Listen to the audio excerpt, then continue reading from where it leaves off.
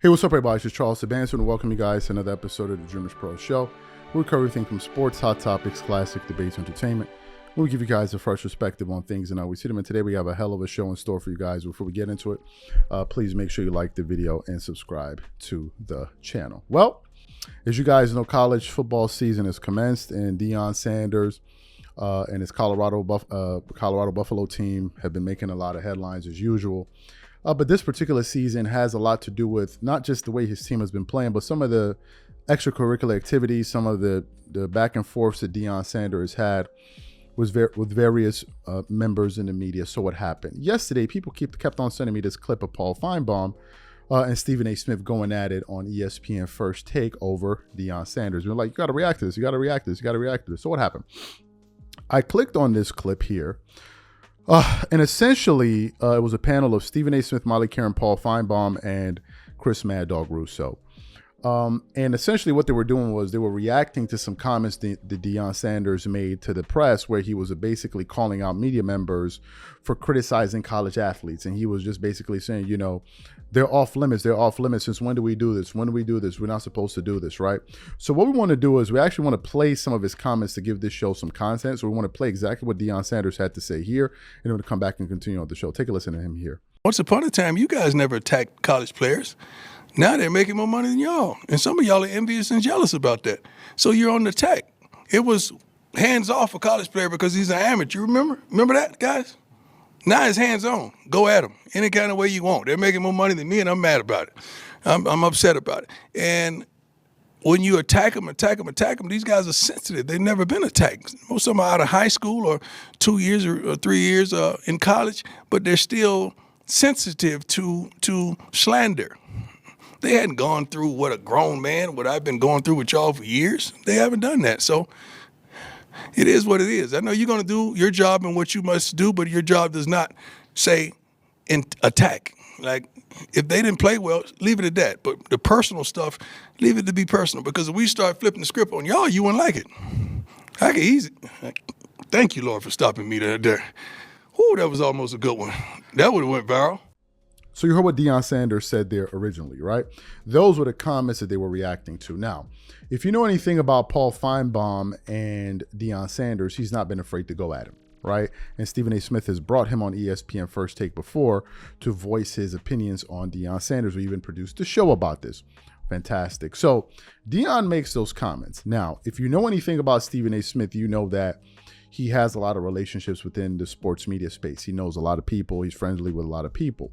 So he has a lot of access. And one of these people that he's also friendly with is Deion Sanders himself. So Stephen A. Smith has to walk this kind of tightrope. But Paul Finebaum, on the other hand, I don't think he has some of these reservations that Stephen A. Smith may have, because maybe he's not really into cultivating all of these relationships. Maybe he just feels like, look, even if I know you or I don't know you, I'm going to call it like I see it. And even if you're a high profile coach like Deion Sanders, I'm going to call you out for your nonsense, right? So in the midst of him and Stephen A. Smith kind of giving their opinions, Paul Finebaum then begins to call out Stephen A. Smith. And he's like, why are you making all of these excuses? Why are you doing all of this? Why are you doing all this apologizing for him? And at the very tail end, he basically tells him on live TV that you need to go back and give your college degree back, because this is not journalism for all of these excuses that you're making for Deion Sanders. And we were just like, whoa, did he just say that? But before we even get into this heated exchange here, today's video is brought to you by our sponsor, Game Time. With only 4 months left until the end of the year, I look forward to creating special moments with family and friends by attending various theaters, shows, plays, and sporting events. And when it comes time for me to look for tickets, I absolutely love to use Game Time. Game Time is one of the most reliable marketplaces for last-minute tickets to the most popular events in sports, music, and theater in more than 60 cities across the United States and Canada. Game Time saves me money, time, and peace of mind, so I don't have to sort through thousands of tickets looking for the best prices or worry about whether or not if they're authentic or whether I'm going to receive them on time. Game Time Picks, one of my favorite Game Time tools, analyzes thousands of tickets for all of your favorite events near your location and finds you the best possible deal so you don't have to. For example, I'm looking forward to this upcoming concert at Madison Square Garden of one of my favorite composers, Hans Zimmer. Here, I can select the all-in price to see the total ticket price up front. no hidden fees. And now I can sort through the best possible deals I can find. I can choose the cheapest deals, the great deal, or the amazing deal. Once you select the ticket you want, you can use their panoramic seat view to ensure you know exactly what you're getting before you buy. And if you're like me and always make plans at the last minute, you can grab tickets up to 90 minutes after the event has started. So take the guesswork out of buying tickets with Game Time. Download the app, create an account, and use code CLNS for $20 off your first purchase. Again, create an account and use redeem code CLNS for $20 off. And remember, whenever you support this sponsor, you're supporting this channel. Thank you. So what we'd like to do now is like to play this heated exchange between these two gentlemen for you guys here now, and then want to come back and continue on with the show. Take a listen to this exchange here. Deion right there was purely gaslighting, and it really unbecoming of somebody of his stature and status. He knows that's not true. The people that cover college football have been arguing vociferously for years to get more autonomy for players so they can make more money, so they can't be treated the same way that they always have. And for him to say that is just really specious. It's baseless. And quite frankly, it looks to me like he is living in an alternative universe, because that is simply not true. And to use the word slander, I mean, that is so far beyond the pale, because most people, the majority of the media, lifts these players up. They don't tear them down. Quite frankly, the only player on his team that has even come under scrutiny is his son, Deion Sanders. And right here on this program 24 hours ago, the entire panel, Stephen A., myself, and Shannon, defended him for not shaking hands with a player who was trash-talking him. So I frankly don't have any earthly idea where he came up with it. I think it's desperation, and it's entirely spineless of him to attack the media, who has not even attacked his players. Paul, I'm going to respectfully disagree with you. I think it's a bit extreme for you to say that he was gaslighting. I don't think that's true.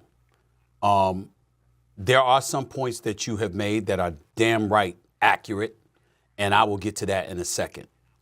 But when you listen to what Deion said, he said some of y'all.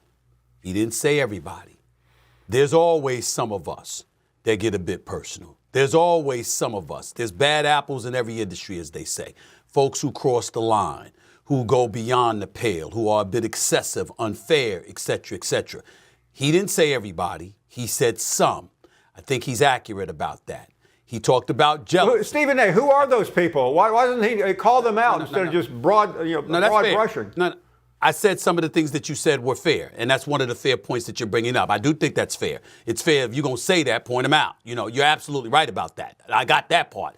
I'm just saying he didn't castigate the entire industry. He didn't stigmatize the entire industry. He said some of y'all, like some of us in the media, didn't want them getting paid. Some of us weren't supportive of NIL. Some of us weren't supportive. You had some people in the media that said, hey, man, you're getting a scholarship, you're getting a free education, that should be it, and was ignoring the hypocrisy of the NCAA. You know, we know that this is a reality that has existed. Let me be an arbiter here. I mean, Doggie's right. They are professionals, and they can be entitled to criticism, but that's not really the issue here. They're not getting criticized. The guy at the Denver Post, Sean Keeler, went after Deion. He never went after a player.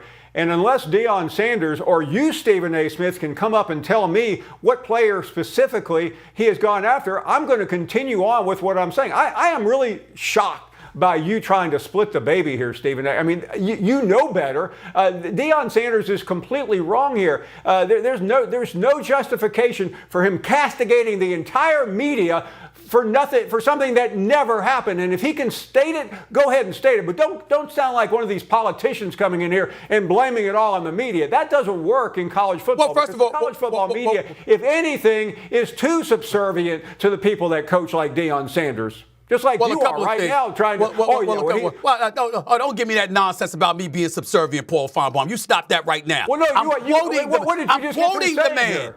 Hold on. I'm quoting the man. I didn't know what happened until I heard his quote. And when he said in his quote, some of y'all, I'm like, okay, I don't know who those folks are. I don't know. Excuse me. I think he believes it.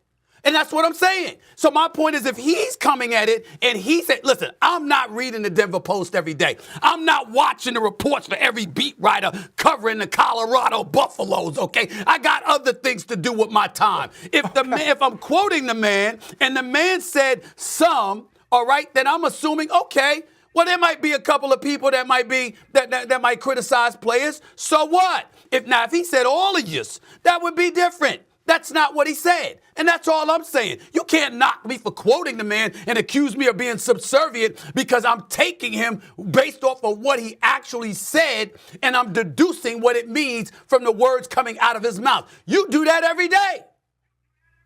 Yeah, well, I'm the one who said he was gaslighting, and you said I'm not gaslighting, and I don't know what you're basing it on other than giving your friend, Coach Prime, the benefit of the doubt. Well, I'm not giving him the benefit of the doubt anymore. All right, you choose not to give him the benefit of the doubt. I choose to give him the benefit of the doubt because I'm quoting him. I'm quoting him. Now, you can deduce from his quotes that you don't believe a damn word he's saying, and that's your right. Well, that's but exactly in the right. end, if you're covering the Colorado Buffaloes, just like you're the same Paul Finebaum that's come over the airwaves last year and this year. You were talking about how people were rooting for him to fail. So if they were rooting for him to fail, which is something that you conceded last year, right? Chances are that the level of venom, vitriol, criticism that's coming in his direction only intensified, right? So if he decides that there's some people out there that literally want me to fail and are willing to go after my kids in order to do it, can we summarily dismiss the notion that there are people out there that he believes are extra critical of his program and the players playing on this program? We can't do that, Paul. We can't do that. Listen, first of all, I'm not on trial here. Deion Sanders is the person we're reacting to. And Stephen A., when you go to your alma mater on Friday, you might want to take your degree back because I don't know where I've always had great respect for you as a journalist, and I still do, but you're going to some unbelievable lengths, breaking your back, trying to make a case for Deion Sanders, who just threw that out there without a single specific. And Doggy, you know what I'm talking about here. And he knew that there would be people that would give him the benefit of the doubt, but he does not deserve the benefit of the doubt here. So you heard what these gentlemen had to say. What are my thoughts on this? I can understand both sides. I can understand Paul Finebaum's frustration because in his mind, he thinks that he's calling out the obvious. He feels like it is quite apparent that Deion Sanders is in the wrong here. And he doesn't understand why so many other people are making excuses for him. Look, there are some people out there that are afraid to be critical of figures like Deion Sanders because of how popular he is. Now, initially when he started this campaign with the Colorado team, I was actually supporting him a lot. I was actually supporting him against some of the attacks that Jason Whitlock and others were levying in his direction. But then as time went on, I actually stopped covering the story.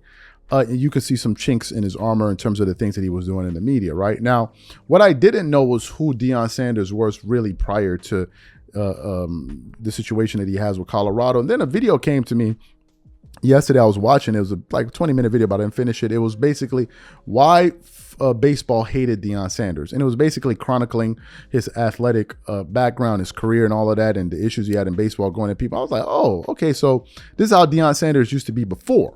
It wasn't like as if this is just a personality trait he just developed all of a sudden now. And I could see how he could turn some people off. Now, I believe Paul Finebaum was calling him out for singling people out. At the end, if you listen to that original soundbite, he was getting ready to say, I think he was going to start talking about their salaries and all of that. He was saying that they're jealous of him, jealous of these players because of the money that they make. Then Stephen A. Smith pointed out that, look, people in media have been pushing for these guys to get paid all of these years, and now finally through NIL they've been able to make some money. So that's that part. In the case of Stephen A. Smith, look, Stephen A. Smith has to manage relationships, man.